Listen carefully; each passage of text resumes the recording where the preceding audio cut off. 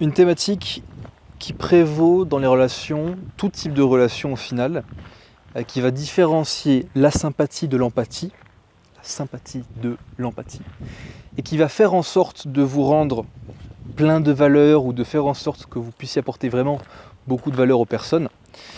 Je vais vous donner une anecdote très particulière. Quand j'étais plus jeune à l'université notamment, j'avais tendance à être très sympathique dans le sens à venir apporter de la compassion par rapport aux expériences notamment des demoiselles que je rencontrais, mais aussi de mes amis. D'accord ? Ce qui fait que j'étais en capacité de les réconforter, mais ce qui fait que je ne voyais jamais d'action qui découlait des recommandations que je leur fournissais. Et ça avait tendance à m'irriter au plus haut point parce que je me disais, effectivement, ces conseils-là sont des plus pertinents. Je sais fondamentalement qu'ils y trouveraient énormément, ou qu'ils y gagneraient énormément à l'écouter. Mais au final, ils ne se donnent même pas la peine d'essayer. Et ça me rendait, alors je ne vais pas jusqu'à dire terriblement triste, mais c'était quand même décevant. J'ai été souvent déçu par rapport à ça. Donc en fait, c'est parce que j'avais des attentes, voyez. Et donc le sujet du jour dont j'aimerais discuter, quel est-il ? C'est la différence entre implication émotionnelle et attachement émotionnel ou alors affect émotionnel. D'accord ? La différence principale, c'est quoi ? C'est que lorsque l'on est attaché émotionnellement à quelque chose ou quelqu'un, on va avoir des attentes par rapport à cette chose-là, donc de la sympathie, une forme de sympathie en tout cas, ce qui va nous empêcher d'y voir très clair. C'est-à-dire qu'on va venir s'approprier les émotions et les ressentis de la chose ou de la personne en question. Vous voyez ? Ce qui rend la chose très challengeante. Pourquoi ? Parce qu'on n'est en aucun cas l'autre personne. On n'a pas son expérience de vie. Donc, à quoi est-ce que ça sert que de s'approprier ses émotions, ses ressentis, sa situation, là où fondamentalement, on n'a rien de son vécu. Vous voyez ? Même des frères jumeaux n'ont rien du vécu de l'autre. Ils ont un vécu qui est quand même potentiellement bien plus similaire que deux inconnus pourraient l'avoir. Mais il n'empêche qu'il y a quand même de grandes différences, de très grandes différences. Donc là, la question à se poser, c'est pourquoi est-ce que l'affect émotionnel, ici, le fait d'être affecté émotionnellement, c'est si mauvais ? Imaginez-vous que la personne, déjà elle-même, ressent les émotions quand elle vous communique par rapport à quelque chose. Imaginez que vous parlez avec une personne, qu'elle vous explique un petit peu sa situation, sa tristesse, peu importe. Vous venez ressentir ces choses-là pour vous-même. D'accord ? Et il y a une psychologue américaine qui discute cette thématique. J'avais vu un extrait de son interview il y a de ça pas longtemps. Je ne pourrais pas vous redonner le nom malheureusement, il faudrait que je le retrouve. Parce que j'ai tendance malheureusement, notamment en train de mes fonctions cognitives, à relater ce que je trouve comme contenu dans mes études, mais c'est vrai que je n'ai jamais les noms des personnes en tête ou alors les ressources. Il faudrait que je les compile pour pouvoir y donner accès. Mais bon, passons. Ce qu'elle disait, c'était donc une femme, et ce qu'elle disait, que j'ai trouvé très pertinent, c'est on ne peut pas considérer que les femmes ont de l'intelligence émotionnelle, ou en tout cas qu'elles en ont plus que les hommes, parce que ce qui vient faire dire de base ça, c'est le fait que les femmes sont plus connectées à leurs émotions que les hommes, et du coup ça ne leur donne pas l'intelligence émotionnelle qui elle, est associée en fait à de l'empathie, ou même à de l'implication émotionnelle, mais plus à donc de la sympathie qui va être de l'affect. Vous voyez ? C'est-à-dire qu'elles vont venir s'approprier les émotions de notre personne. Et ça, pour le coup, ce n'est pas de l'intelligence émotionnelle. Effectivement. Ce qui veut dire que, et c'est l'intelligence émotionnelle qui va venir prévaloir pour que l'on puisse vraiment comprendre les autres personnes, ce qui veut dire que si jamais on est dans la sympathie, alors on ne pourra pas faire en sorte que d'atteindre un niveau de compréhension élevé ou maximal de la personne, de la situation de la personne, etc. Petite parenthèse, je suis face à un joli bateau, très sympathique, que j'ai pu utiliser hier. Donc plutôt cool. Enfin, donc les femmes ne disposent malheureusement pas de plus de prédisposition à l'intelligence émotionnelle que les hommes. Ça, c'est un fait. Une meilleure connexion au ressenti, à leurs émotions, ce qui fait que bien utiliser ça j'ai déjà dit, mais elles vont avoir la capacité à mieux identifier leurs blessures, avoir plus de facilité en tout cas à identifier leurs blessures, mais plus de difficulté à se mettre en action.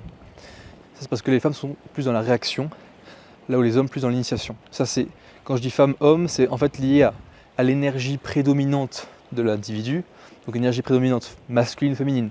Ce qui veut dire qu'une femme avec une énergie prédominante masculine va être plus en initiation. J'en ai rencontré d'ailleurs en date, et effectivement ça change grandement de la femme féminine qu'on peut rencontrer. Pas forcément mal, hein, c'est pas une question de bien ou de mal, mais simplement c'est vraiment très différent. Et autre possibilité, c'est l'homme féminin, donc avec une énergie prédominante féminine, pareil, lié aux fonctions cognitives qu'il utilise, qui sont donc des fonctions cognitives plus féminines, il sera plus dans la réaction, forcément. Mais bon, peu importe. Passons. Par rapport au sujet donc de l'empathie et donc de l'implication émotionnelle, en art oratoire, il y a une notion de discours émotionné et discours émotionnant. Quelle est la différence ? Un discours émotionné, c'est un discours qui suscite de l'émotion, et un discours émotionnant, c'est un discours qui est empli d'émotion. Ok. Donc, pour une prise de parole vis-à-vis de quelqu'un, ce qu'il faut garder en tête, c'est que on va bien sûr chercher avant tout à ce qu'il soit émotionné, ou plutôt émotionnant. Donc du coup, j'ai inversé, non. Émotionnant, c'est qui suit des émotions, et émotionné, c'est qui est plein d'émotions. Donc empli d'émotions, on est impliqué émotionnellement. Voilà, je fais le micmac. Bref, en tout cas, vous avez compris.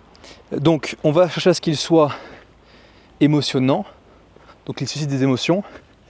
Maintenant, ce qu'il faut savoir, c'est que s'il est émotionné, il a tendance à être beaucoup plus émotionnant, forcément. Parce que si on voit que l'orateur en question, l'individu qui nous parle, va être impliqué émotionnellement, forcément, ça va avoir tendance beaucoup plus facilement à nous impliquer émotionnellement. Logique.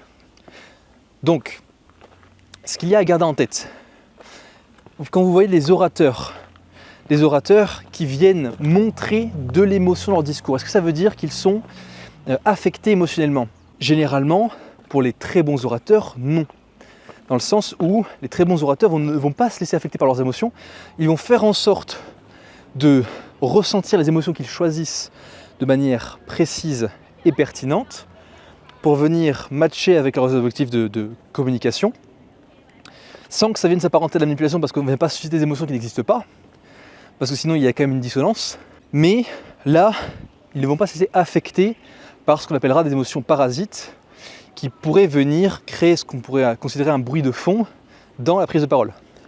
Donc là, on voit un petit peu les deux côtés de la pièce, dans le sens, d'un côté, on a la pertinence d'être empathique plutôt que sympathique pour comprendre les personnes en face, et de l'autre, on a la pertinence de ça pour le fait de mieux communiquer. Donc que des intérêts, vous voyez ? Et donc, pour revenir sur cet aspect de sympathie versus empathie, et pour conclure à ce sujet, la sympathie dont on va faire preuve ne va que régulièrement faire en sorte d'amener la personne en face à éprouver des sentiments, des émotions plutôt négatives. En tout cas, n'apportera rien de constructif. On passe forcément par une base sympathique, un capital sympathie pour pouvoir apporter du réconfort, c'est vrai, mais il faut savoir aller au-delà, aller vers l'empathie pour apporter des solutions concrètes. Et là, vous me direz, mais oui, mais pas tout le monde veut des solutions. Effectivement. Dans ce cas-là, moi, ce que je vous demanderais, c'est est-ce que vous voulez réellement interagir ou avoir une relation de quelque forme que ce soit avec une personne qui n'est pas prête, on va dire de manière relativement rapide, à entendre des solutions et à les appliquer, et qui préférera rester sur du réconfort mais sans jamais venir rien changer. Donc jamais, c'est un grand mot, mais en ayant vraiment beaucoup de mal à faire changer les choses. J'ai été confronté par le passé plusieurs fois à ce genre de femmes notamment, qui avaient tendance à se plaindre, chercher du réconfort mais sans jamais venir appliquer, sans jamais, en tout cas dans le cadre de l'interaction que j'ai eu avec elles, c'est-à-dire que ça ne s'est jamais passé, peut-être après ça s'est passé, mais pas avec moi. Donc, peut-être que j'ai dépassé bon aussi, on pourrait se dire ça. Le sujet, quoi qu'il arrive, c'est que chacun est responsable de sa propre personne. Et que là, pour le coup, les personnes en question ne souhaitaient pas, littéralement, ne souhaitaient pas agir, ne souhaitaient pas solutionner leurs problèmes. Se donner des excuses régulièrement, vous voyez. Donc, d'où le fait, est lié à l'empathie, que de ne pas se laisser affecter par cela, de ne pas être dans l'affect émotionnel, mais d'être dans l'implication émotionnelle, pour venir comprendre pourquoi ces personnes-là ne sont pas prêtes à agir, et en comprenant cela, venir se séparer de celles-ci, tout simplement. Voilà. C'est donc vraiment, j'ai donné quelques aspects comme ça sans ordre précis, mais par rapport à la puissance ou l'impact supplémentaire qu'a l'empathie par rapport à la sympathie. J'espère que vous le comprendrez. Si vous avez des expériences par rapport à ça, la différence fondamentale que vous avez pu ressentir ou telle que vous le percevez, n'hésitez pas à me le dire en commentaire. Et pour ceux que ça intéresse d'aller plus loin, notamment pour pouvoir apprendre à être plus empathique et moins sympathique, être donc moins affecté émotionnellement et plus impliqué émotionnellement, dans ce cas-là, vous pouvez rejoindre mon Telegram, le lien est dans la description, et on pourra en discuter à ce moment-là. On se laisse sur une jolie petite vue de la baie. C'est un lac en réalité, mais voilà, avec malheureusement le mont Fuji qui est couvert. Quoi qu'il en soit, je passerai devant demain en Shinkansen, donc tant mieux. Allez, à plus.